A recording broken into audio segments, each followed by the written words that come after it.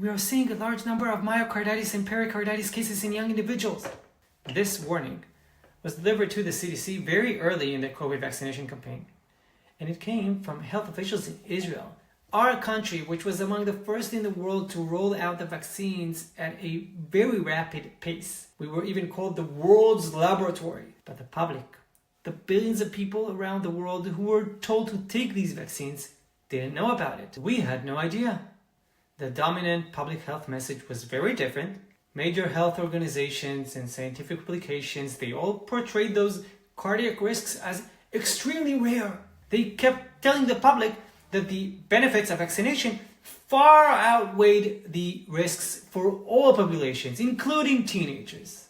Only years later, a dramatic discovery emerged. Israel's state comptroller revealed that hundreds of thousands of adverse event reports had never been processed by the Ministry of Health. Most of them from Clalit Health Services, Israel's largest health provider. And this is where our story begins. My name is Dr. Yaakov Ophir.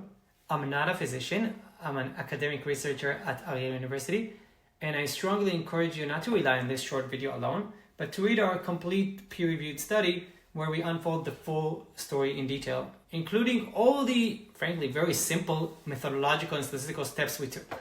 So one day, my friend Dr. Yafa Shiraz and I, we got an email from David Schuldman, a known advocate for medical transparency. David told us that he had submitted multiple freedom of information requests and had finally managed to obtain Clarit's pharmacovigilance dataset.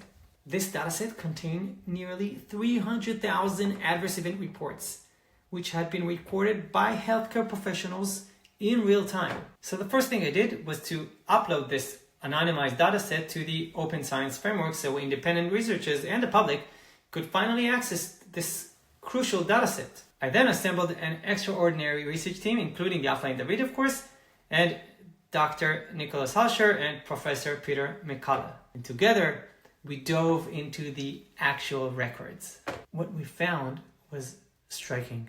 Using the most conservative methods we could, we identified at least 277 unique cardiovascular events among underage adolescents. Most of these events were recorded in Hebrew as Otem Charif B'Shrir Halev, which translates literally to acute myocardial infarction, what many people would simply call a heart attack. The English label used in the official surveillance system was less specific, but still deeply concerning.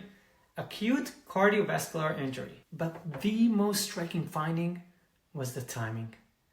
All but one of these severe heart events occurred within just 6 weeks, between late June and early August 2021, precisely after Israel authorized vaccination for young adolescents aged 12 to 15. Even under highly cautious assumptions, this clustering corresponds to a minimum estimated risk of about 1 event per 939 vaccinated adolescents. This is an extremely high risk, especially for a preventive intervention given to otherwise healthy adolescents who were generally considered at very low risk from COVID itself. We also discovered that the risk pattern looked very different from what early studies suggested. Cardiac events appeared in both boys and girls, and many occurred weeks after vaccination, which is a time frame that is often not even examined. I do not presume to know why these reports were never disclosed, but as a researcher,